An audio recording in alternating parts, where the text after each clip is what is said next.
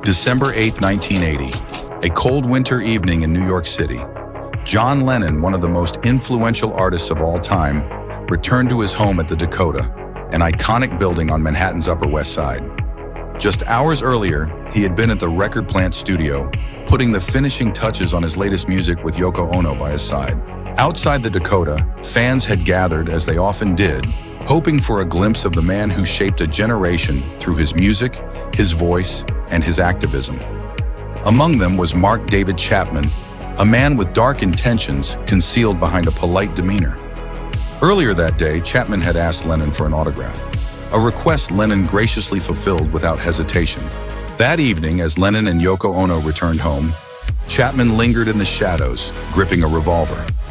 As Lennon walked past, Chapman emerged, raised the gun, and fired 5 shots, 4 of which struck Lennon in the back and shoulder.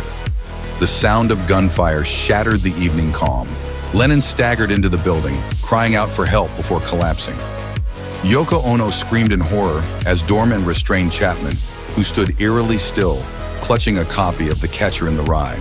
John Lennon was rushed to Roosevelt Hospital, but the damage was irreversible. At 10:50 p.m., he was pronounced dead. He was just 40 years old. The world stood still as the news spread. Millions mourned the loss of a musical visionary and advocate for peace.